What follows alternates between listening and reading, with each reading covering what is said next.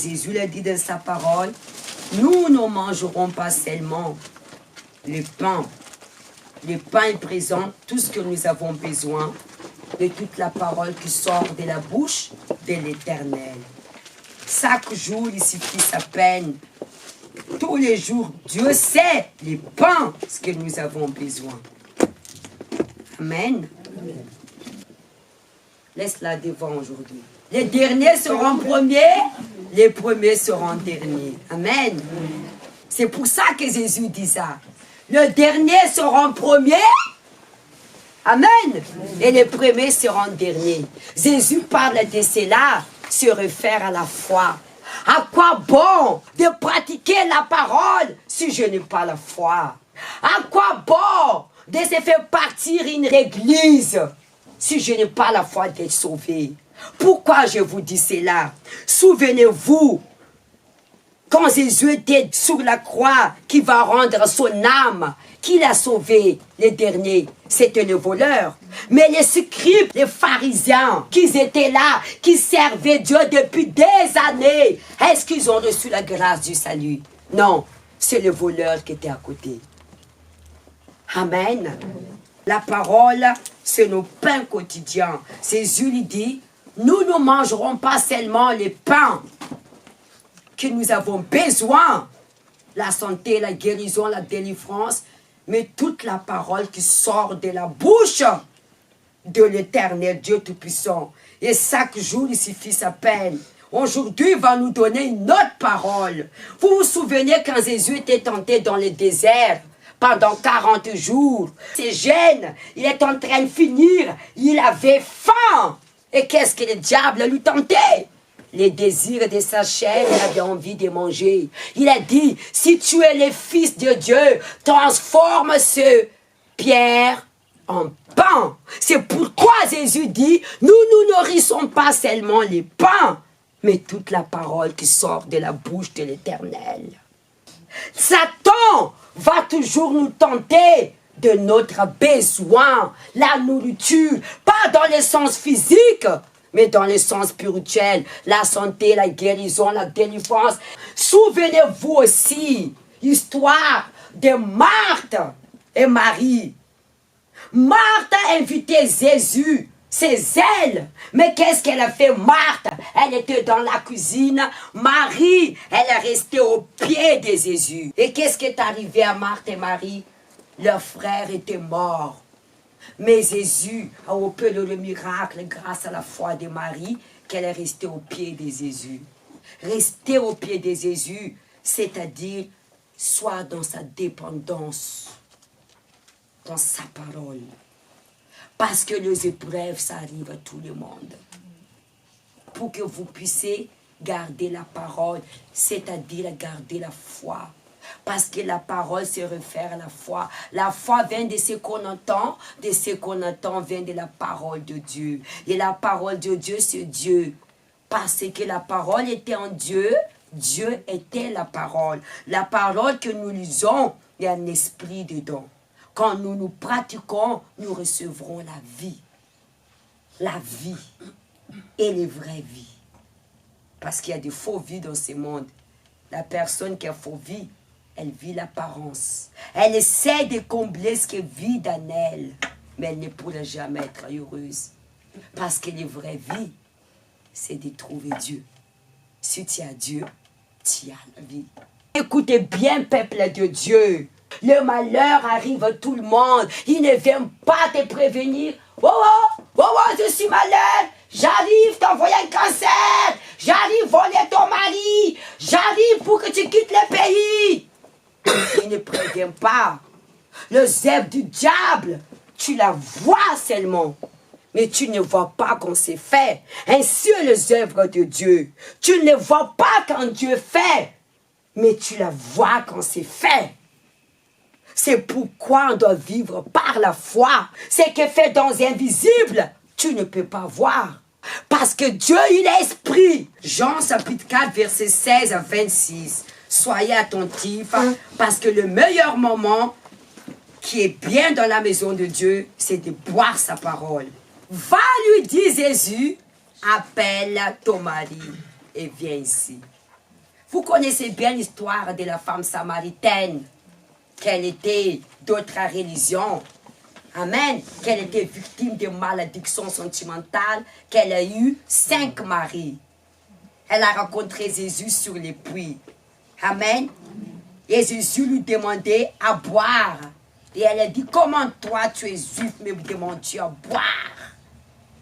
Je vais juste résumer la situation. Pourquoi cette femme a répondu Jésus amèrement, prétentieux, orgueilleuse, à cause de sa souffrance. Et comme notre Dieu, un Dieu de persévérance, il a gagné cette âme ou pas? Il a gagné cette âme. Il faut beaucoup avoir la patience avec des âmes. Amen. Amen. Parce que la femme samaritaine, elle est venue chercher l'eau sur les puits.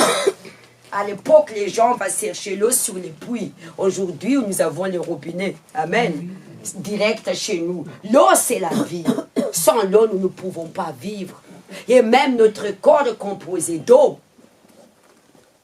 Et l'eau aussi, il sait faire à la parole de Dieu. Jésus dit, quiconque boit cette eau, il n'aura jamais soif jusqu'à la vie éternelle. C'est lui qui boit la parole de Dieu, qui soumet sa volonté. Il n'aura jamais soif. Et la femme samaritaine venait sur les puits. Il buvait l'eau physique. Mais elle avait toujours soif. Pourquoi? Soif de sa délivrance. Parce qu'elle était victime de malédiction sentimentale.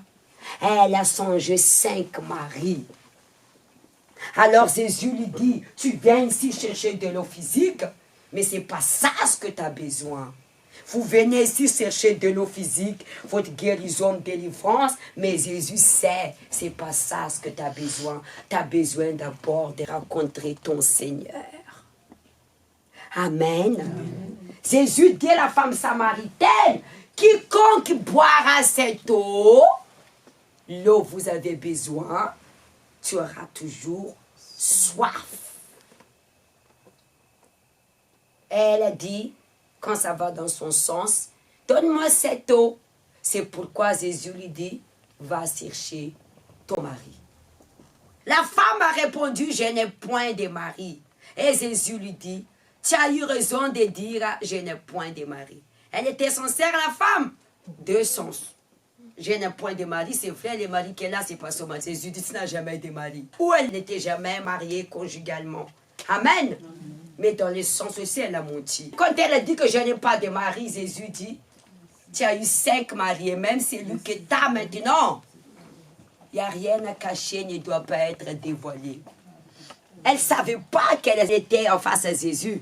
Jésus lui dit, tu as eu raison de dire que je n'ai point de mari, car tu as eu 5 maris. Celui que tu as maintenant, regarde, Jésus l'a affiché. Amen. Parce que Jésus, il était un esprit. Quand vous êtes un esprit, vous ne tombez pas dans le ruse du diable. Je n'ai pas de mari. Jésus lui dit, car tu as eu 5 maris, et celui que tu as maintenant n'est pas ton mari. C'est là tu as dit vrai. Seigneur, lui dit la femme, je vois que tu es un prophète. Pourquoi on appelle les gens à l'époque les prophètes de Dieu, et aujourd'hui c'est les hommes de Dieu, femmes de Dieu? Parce qu'ils ont un esprit de Dieu à eux qui te révèle des choses. Parfois les peuples en colère contre les pasteurs, mais ils oublient que les serviteurs, ils ont un esprit de Dieu qui leur révèle toutes choses. Nos pères ont adoré sur cette montagne. Et vous dites, vous qu'il y ait où il faut adorer à Jérusalem. On met point ici. Elle a répondu, notre Père qui adorait sur cette montagne. Parce que les puits qui étaient là, c'était les puits de Jacob.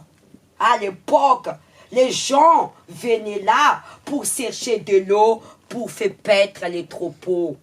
Et cette puits à l'époque, ce lieu de rencontre. Parce qu'à l'époque, le travail de tout le monde, c'est paître les brebis. Histoire des routes avec un bois, c'était sur les puits.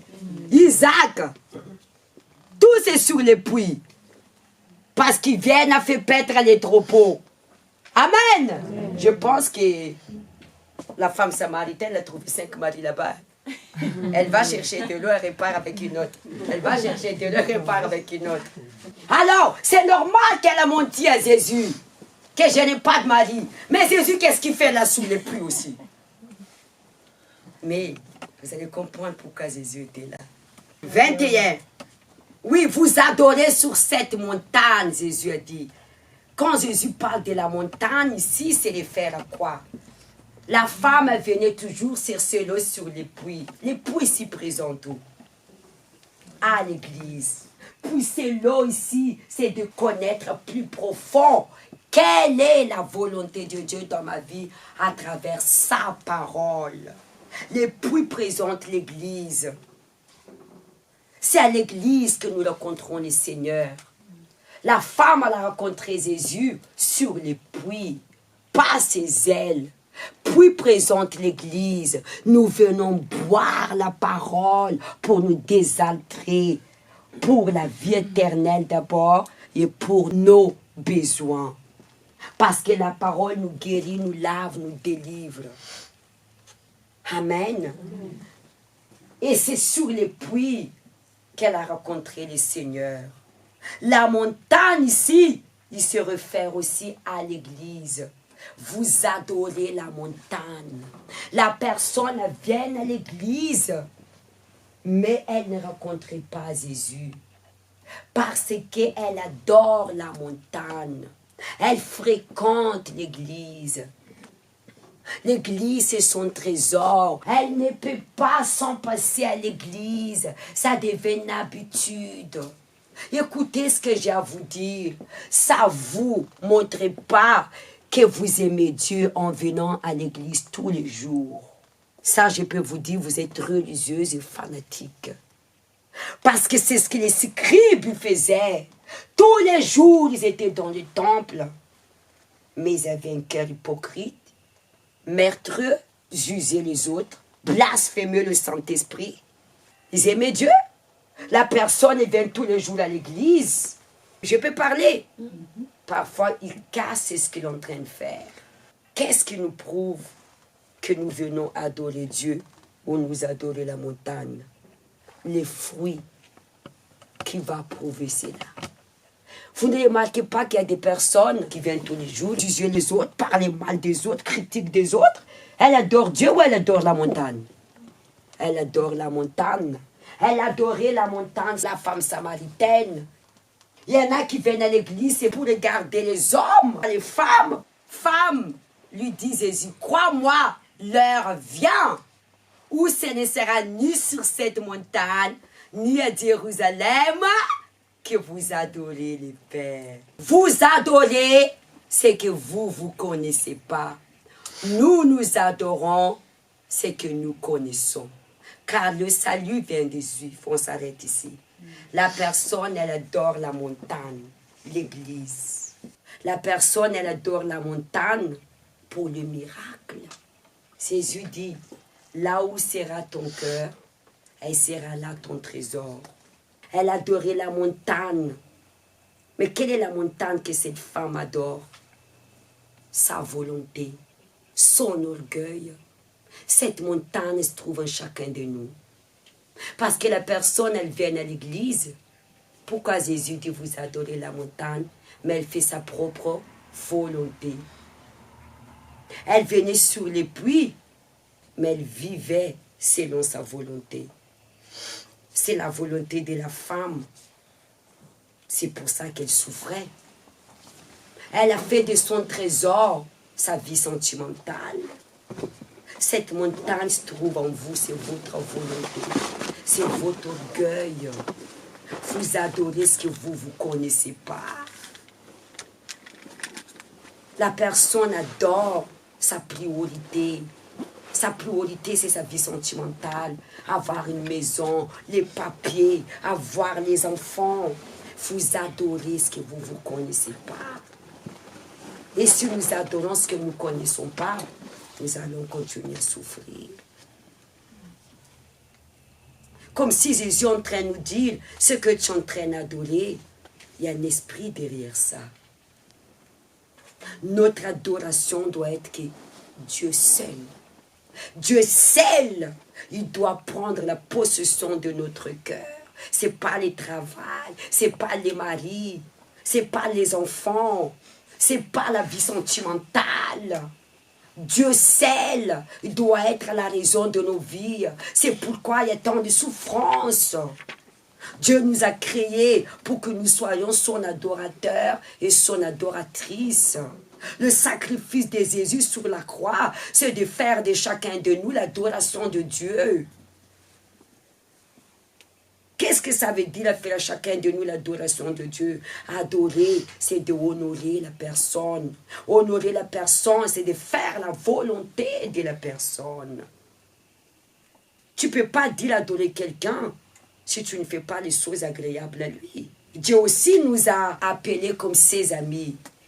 Les amis, ils font les choses qui sont agréables à son ami. Les vrais amis, ils vivent pour son ami. L'ami, c'est l'alliance. L'ami, c'est la fidélité. L'ami, c'est la sincérité. L'ami, c'est l'être. Les bons amis se respectent. Vous adorez ce que vous ne connaissez pas. Ça veut dire que si nous adorons notre volonté, nous allons perdre la grâce du salut. La personne qui veut sa volonté veut la gloire. La gloire appartient à Dieu. Vous êtes la gloire de l'Éternel. La personne vient à l'église, elle n'avait rien. Elle a utilisé sa foi. Elle a obtenu la faveur de Dieu, le miracle. Elle fait de ces choses éphémères sa gloire, au lieu de faire de Dieu sa gloire. C'est ça ce qui a fait tomber Salomon. Salomon, au lieu de faire de Dieu sa gloire, elle a fait de sa gloire. Et il était tombé. Mais qui a donné cette sagesse à Salomon? C'est Dieu. C'est Dieu qui vous donne la guérison, la délivrance. Mais la personne a fait de ces choses sans Dieu. Amen. Mais l'heure vient, elle est déjà venue. Jésus dit à la femme, je suis déjà là. Jésus est venu, sa mission, c'est faire de chacun de nous adoration de Dieu à travers le Saint-Esprit. La personne, quand elle n'a pas l'Esprit de Dieu, ne peut pas être adoration de Dieu. Car le Saint-Esprit vient pour que tu l'adores Dieu. Dans le sens pour que tu fasses la volonté de Dieu, pas de toi. La personne qui n'a pas le Saint-Esprit n'appartient pas à Dieu. Parce qu'il ne saura pas faire la volonté de Dieu. Quand le Saint-Esprit vient sur la personne, elle a le discernement de connaître ce qui est agréable à Dieu. C'est le sceau de Dieu. C'est pourquoi le sacrifice de Jésus sur la croix, il a cloué les œuvres de la chair. Dans sa mort, nous sommes baptisés et nous sommes ressuscités avec lui à travers le Saint-Esprit. Et il est monté au ciel pour faire chacun de nous son adoration, d'être un pasteur, un grand évangéliste, un missionnaire. Parce que l'adoration, c'est de servir Dieu le Père et Dieu le Fils. Et de l'aimer, lui seul, dans notre vie. L'adoration, c'est adorer Dieu, idolâtrer Dieu. Comme si nous ne pouvons pas vivre sans Dieu. Nous devrons être possédés de Dieu, remplis du Saint-Esprit. Les vrais adorateurs de Dieu doivent être dans l'humilité. Dieu esprit. Il faut que celui qui l'adore, il adore un esprit en vérité. Nous devons être sincères et être un esprit. La femme lui dit, je sais que le Messie doit venir. C'est lui qu'on appelle Christ. Quand il sera venu, il nous annoncera toutes choses. Jésus lui dit, c'est sur moi qui te parle. Pourquoi Jésus lui dit, je le suis, moi qui te parle, à cause de la foi. Je le suis moi qui te parle. Quelle grâce!